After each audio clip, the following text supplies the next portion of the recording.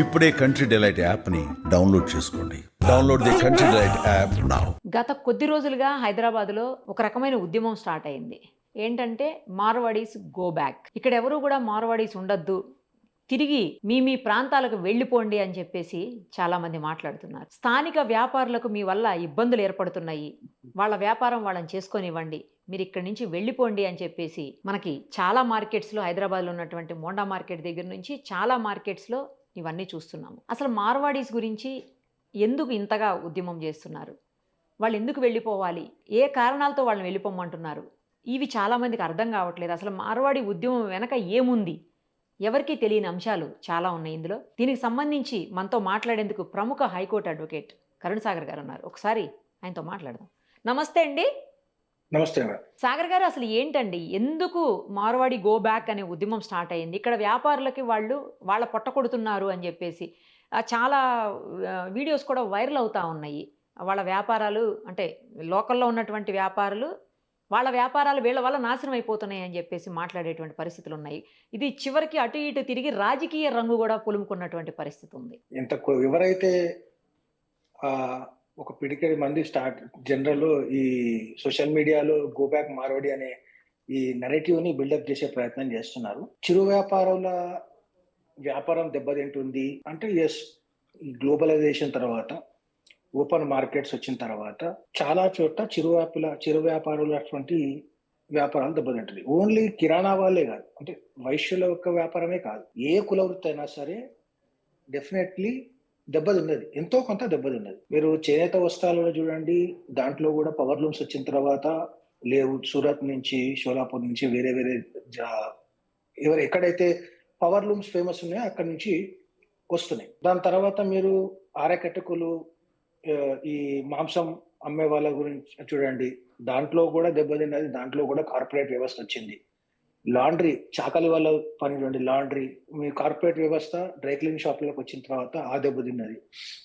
మీరు ఏ వ్యాపారం, మీరు కటింగ్ షాప్, నాయి బ్రాహ్మణ్లో చూడండి, కటింగ్ షాప్ లో కూడా పెద్ద పెద్ద కార్పొరేట్ సంస్థలు వచ్చాయి. అందుకే చాలా మంది కార్పొరేట్ సంస్థలకు సంబంధించి పెద్ద పెద్ద షాపులకు వెళ్ళడం స్టార్ట్ చేశారు. మీరు చెప్పులు కుట్టే కుల వృత్తిలో కూడా చాలా చెప్పులు తయారు చేసే కుల వృత్తిలో కూడా చాలా మంది కార్పొరేట్ స్థాయిలో వచ్చాయి. అవునవును, అన్నిట్లోనూ ఇప్పుడు కార్పొరేట్ స్థాయి వ్యక్తులు, కార్పొరేట్ సంస్థలు కూడా ప్రవేశించాయి. అంటే ఈ కిరాణా షాప్ల గురించి మాట్లాడుతున్నారు. ఈ రోజు నాకు ఒక చిన్న విషయం చెప్తానండి. తిమింగలం పెద్ద చేప చిన్న చేపను మింగినట్టు హైపర్ మార్కెట్లు, వాల్మార్ట్ లాంటి పెద్ద పెద్ద సంస్థలు ఏవైతే వచ్చినాయో వాటి నుంచి తర్వాత ఈ డిమార్ట్లు, మోరు, రత్నదీపు, మీకు స్టార్, ఇట్లా ఎన్ని మార్కెట్లు రాలేదండి, సూపర్ మార్కెట్స్. ఎక్కడెక్కడ ఏ ప్రాంతాల్లో అయితే సూపర్ మార్కెట్లు వచ్చి వాళ్ళ వ్యాపారం ఎస్టాబ్లిష్ చేశారో అక్కడ 1 కిలోమీటర్ రేడియస్ లో ఉన్నటువంటి కిరాణా షాపుల వ్యాపారం పోయింది. ఎందుకంటే జనరల్ గా చాలా మందిని చూస్తుంటాం, కిరాణా షాపులలో కొన్న వాళ్ళ కన్నా అక్కడ తక్కువ రేట్లో దొరుకుతున్నాయి, మీకు చాలా ఓపెన్ గా ఉంటుంది, ఏది కొనుక్కోవాలో ఏది కొన్నా చాయిస్ మీ దగ్గర ఉంటుంది కాబట్టి మీరు వెళ్ళిపోయి అక్కడ కొంటున్నారు. నచ్చింది ఎంచుకోవచ్చు, వెరైటీస్ ఎక్కువ ఉంటాయి, మీకు కావాల్సింది అవసరం ఉండే తీసుకోవచ్చు అన్న ఒక అవైలబిలిటీ ఉంటుంది కాబట్టి వెళ్ళి తీసుకుంటున్నారు. చిరు వ్యాపారుల యొక్క వ్యాపారం దెబ్బతిన్నది అంటే ఎస్, దెబ్బతిన్నది, అది నిస్సంకోచంగా అది ఒప్పుకోవాల్సిన విషయం. కానీ దాని కేవలం మార్వాడిల వల్లనే జరిగిందనేది మాత్రం తప్పు. కేవలం అది మీ నెరేటివ్ కు సూట్ అవుతుందని చెప్పేసి మార్వాడీలను టార్గెట్ చేసే ప్రయత్నం చేస్తున్నారేమో కానీ నిజానంగా చూసుకుంటే ఈ సూపర్ మార్కెట్లు, హైపర్ మార్కెట్లు ఎప్పుడైతే వచ్చాయో అప్పుడైతే ఈ చిరు వ్యాపారుల కిరాణా షాపులు దెబ్బతిన్నాయి. అంతెందుకు మేడం, ఇంకొక విషయం చెప్తాను. స్విగ్గీలో ఎక్స్ప్రెస్ అని ఒకటి ఉంటుంది, మీరు కూర్చున్న చోటే ఫలానా కావాలి అని బుక్ చేస్తే వచ్చేస్తుంది. బ్లింకిట్ వచ్చింది. ఇవన్నీ ఏంటివండి? మీరు అంతకు ముందు సామాన్ అవసరం ఉందంటే వెళ్ళి పక్కనున్న కిరాణా షాప్ లో గానీ ఎక్కడో గానీ కొనుక్కొని వచ్చేవారు. ఇంట్లో కూర్చొని ఆన్లైన్ లో బుక్ చేసుకొని తెచ్చుకుంటారు. 5 minutes లో వస్తుంది. 5 minutes లో వస్తుంది. మీకు కిరాణా షాప్ లో అవైలబిలిటీ ఉండదో కానీ బ్లింకిట్ లో మీకు దొరుకుతుంది. కరెక్ట్, మీకు అవైలబిలిటీ ఉంటుంది కదా. ఇంకోటి ఆఫర్స్ ఉంటాయి, మనకి ట్రాన్స్పోర్ట్ కోసం ఏమి చార్జెస్ వేయరు, డెలివరీ చార్జెస్ ఉండవు, నథింగ్.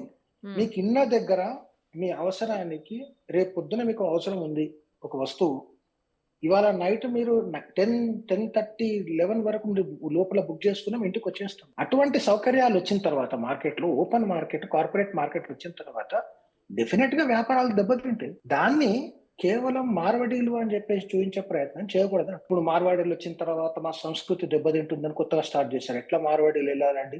రాజ్యాంగంలో ఆర్టికల్ 19(1)(e), 19(1)(g) ప్రకారం భారతదేశ పౌరులు భారతదేశంలో ఏ ప్రాంతంలో నివసించవచ్చు, ఏ ప్రాంతంలో వ్యాపారం చేసుకోవచ్చు. ఓకే. అట్లనే మార్వాడీలు ఇక్కడికి వచ్చి ఉన్నారు. మన తెలుగు వాళ్ళు కూడా అనేక ప్రాంతాల్లో వెళ్ళి వ్యాపారం చేస్తున్నారు. కాదు అనడానికి లేదు, చేస్తలేరు అనద్దు, చేస్తున్నారు. సూరత్ లో అనేక బిజినెస్ లో మన వాళ్ళు ఉన్నారు, అనేక చోట్ల మన వాళ్ళు ఎంప్లాయ్ ఉన్నారు. సూరత్ లో మన పాపులేషన్ ఎక్కువ ఉండి అక్కడ తెలుగు వాళ్ళు వెళ్ళి ప్రచారం చేస్తుంటారు అక్కడ ఎలక్షన్స్ జరిగిన. నేనేమంటానంటే మీ నరేటివ్ కు సూట్ అవుతుంది అని చెప్పి మార్వాడీని టార్గెట్ చేస్తున్నారే తప్ప రీజన్ కేవలం మార్వాడీలు కాదు అంటున్నాను. ఇప్పుడు కల్చర్ దెబ్బతిన్నా అంటున్నాను. ఓకే, కల్చర్ దెబ్బతింటుందంటే మీకు ఇష్టం ఉంటే దాన్ని అడాప్ట్ చేసుకోండి, లేకుంటే అడాప్ట్ చేసుకోకండి.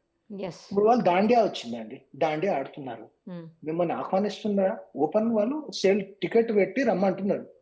మీకు ఇష్టం ఉంటే టికెట్ పెట్టి కొనుక్కొని చూడండి, ఆడండి.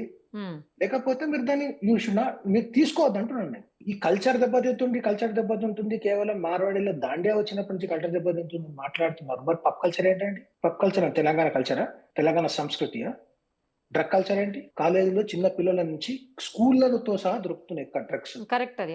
దాని గురించి ఎవరు మాట్లాడాలి? కేవలం మార్వాడీలు వచ్చి నార్త్ ఇండియా నుంచి కల్చర్ తీసుకొచ్చారు, ఇక్కడ దాండియా ఆడుతున్నారు, మా బతుకమ్మ పోతుంది, మా కోలాటాలు పోతున్నాయి. కోలాటాలు పోతున్నాయి అంటే నువ్వు దాన్ని ప్రోత్సహిస్తలేవు కాబట్టి పోతున్నాయి. నువ్వు ప్రోత్సహించు, దాండియాకు పోకు, పిల్లలకు చెప్పండి, పోయి డీజే సంస్కృతి ఆపండి, డీజేల వల్ల ఆరోగ్యానికి హానికరము, ఆడ ముసలి వాళ్లకు వ్యాధిగ్రస్తులకు ఆరోగ్యకరం కాదు అని చెప్పి ప్రచారం చేయండి. మీరు పబ్ కల్చర్ ని స్వాగతించకండి, వ్యతిరేకించండి. దాన్ని అసలు సమస్య అడ్రస్ చేయకుండా కూర్చున్న చోటే నరేటివ్స్ బిల్డ్ చేసి ఉన్నదాన్ని లేని దాన్ని సృష్టించి, అపోహలు సృష్టించి, మీరు అనవసరమైనటువంటి భయాందోళన సృష్టించి ఏదో జరిగిపోతుంది, మార్వాడి కల్చర్ వచ్చేసి ఏదో జరిగిపోతుందని అపోహలు సృష్టించండి అంటున్నారు. మీరు ఒక మాట్లాడితే దానికి లాజిక్ ఉండాలి అంటున్నా. మీరు డ్రగ్ కల్చర్ గురించి ఎందుకు మాట్లాడతలేరు? మీరు పబ్ కల్చర్ గురించి ఎందుకు మాట్లాడతలేరు? రేవ్ పార్టీస్ లో యువత పోయి జీవితాలు నాశనం చేసుకుంటున్నారు. దాని గురించి మీరు ఎందుకు మాట్లాడుతున్నారు? కేవలం నార్త్ నుంచి ఒక సంస్కృతి వచ్చింది, దానివల్ల మేము మా తెలంగాణ సంస్కృతి పాడైపోతుంది అంటున్నారు. తెలంగాణ సంస్కృతిని మీరు దాన్ని ప్రొపగేట్ చేయండి, దాన్ని మీరు అలవాటు చేయండి, దాన్ని సమర్థించండి, దాన్ని ప్రోత్సహించండి. అట్లాంటి పనులు చేయకుండా కేవలం మీ నరేటివ్ సూట్ అవుతుందని మార్వాడి గో బ్యాక్ అని టార్గెట్ చేసేంత రైట్ లేదు. ఫస్ట్ మీకు ఆర్టికల్ 19(1)(e), 19(1)(g) ప్రకారం ప్రాథమిక హక్కుగా రాజ్యాంగం ఇచ్చింది, ఎవరికైనా ఎక్కడైనా ఉండి వ్యాపారం చేసుకోవచ్చు. మీకు వాళ్ళు దొంగ వ్యాపారాలు చేస్తున్నారు, జీరో బిల్ చేస్తున్నారు, జిఎస్టీ కడతలేరు, సేల్స్ ట్యాక్స్ కట్టలేరు అంటే ప్రాపర్ ఫోరమ్స్ ఉన్నాయి, కంప్లైంట్ ఇవ్వండి, పోయి ఆధారాలతో కంప్లైంట్ ఇవ్వండి, యాక్షన్ తీసుకుంటారు. అంతేగాని మీరు వ్యాపారం చేయొద్దనే రైట్ మీకు లేదు అంటుంది. ఇది ఎందుకంటే రాజకీయ రంగు పులుముకుంది. అంతకుముందు ఉద్యమంలాగే ఉండింది, ఇప్పుడు రాజకీయ రంగు పులుముకుంది. ఎందుకు దీని మీద రాజకీయ నాయకులు కూడా ఇన్వాల్వ్ అవుతున్నారు? ఎందుకు? ఎప్పుడైతే అంటే దీన్ని ఏం చేశారంటే మేడం, జనరల్ గా ఉద్యమం అంటే స్టార్టింగ్ లో దీంట్లో కొంతమంది ఏమంటారంటే దాన్ని నిరుద్యోగులు అనుకుంటారు, సామాజిక నిరుద్యోగులు, అసలు పని లేదు. ఇక ఇప్పుడు ఏం చేయాలి అని అంటే ఏదో ఒక నెరేటివ్ బిల్డ్ చేసి సమాజాన్ని విచ్ఛిన్నం చేయాలి అనే ఒక ఉద్దేశంతో ఈ నెరేటివ్ ని బిల్డ్ చేశారు. దాని తర్వాత ఇంకా వీళ్ళందరూ కూడా ఎవరైతే దారి తప్పినటువంటి మేధావులు ఉన్నారు కదా, వీళ్ళందరూ కలిసి ఇదంతా బిల్డప్ చేశారు.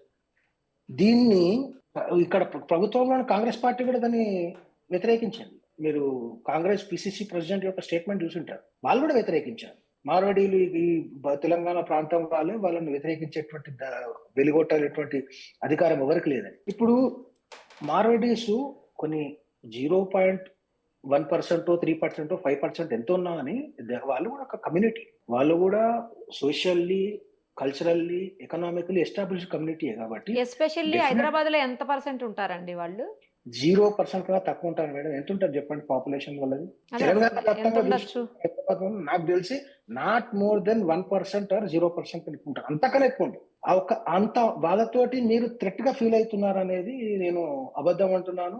కేవలం వాళ్ళు అంత తక్కువ ఉన్నవాటికి వాళ్ళు culturally, economically, socially well established. వాళ్ళు ఒక ఓట్ పర్సంటేజ్ని ఇన్ఫ్లుయెన్స్ చేయగలరు కొన్ని ప్రాంతాల్లో ఉన్నారు కాబట్టి డెఫినెట్గా రాజకీయాలు అలా రాజకీయ నాయకులు, రాజకీయ పార్టీలను ఇన్వాల్వ్ అయి ఉండొచ్చు. కానీ ఎవరైతే ఈ గో బ్యాక్ మార్వాడి అనే నరేటివ్ ని బిలీవ్ చేస్తున్నారో వాళ్ళు ఇస్తున్నటువంటి లాజిక్ తప్పు అంటున్నాను. ఏ రోజైతే గ్లోబలైజేషన్ వచ్చిందో, ఓపెన్ మార్కెట్ వచ్చిందో, కార్పొరేట్స్ వచ్చినాయో అప్పటి నుంచే ఈ చిరు వ్యాపారుల యొక్క వ్యాపారాలు దెబ్బతిన్నాయి. కేవలం మార్వాడీలు కాదు. నిజంగా ఇంతకుముందు సోషల్ మీడియాలో కొంతమంది చెప్తున్నారు, ఎక్కడ మారుమూల ప్రాంతాల్లో కూడా మార్వాడీలు వెళ్ళి వ్యాపారం చేస్తున్నారండి. మరి మీరేం చేస్తున్నారు? మీరు కూడా చేయొచ్చు కదా. వాడికి దారే తెలియదు, మార్వాడికి దారి తెలియదు, ఊరు తెలియదు, పోయి అక్కడ వ్యాపారం చేస్తున్నారు. మరి మీరు ఏం చేస్తున్నారు అంటున్నారు. మీలాంటి వాళ్ళందరూ కలిసి పోయి అక్కడ ఒక యువతకు ఒక లోన్ ఇప్పించి, ముద్రా లోన్ ఇప్పించి, బ్యాంకుల నుంచి లోన్ ఇప్పించి అక్కడ మీరు వ్యాపారం పెట్టించి వాళ్ళకు కూడా వ్యాపారం చేయొచ్చు. ఆ పని చేయరు.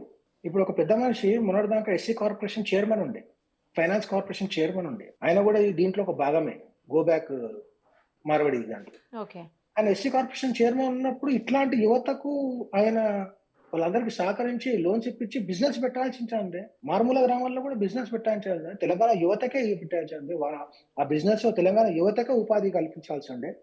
తద్వారా తెలంగాణ యువతకు కూడా ఈ ఆర్థిక వ్యవస్థలో భాగం చేయాల్సి ఉండే. మనకు అవకాశం వచ్చినప్పుడు మనం ఆ పని చేయాల్సి ఉంది అంటుంది. అంతేగాని మనము చెయ్యము, వాళ్ళు కూడా చేయొద్దు, నాకు నష్టం వస్తుంటే వాడు పని చేయ అట్లా ఎట్లుంటుందండి?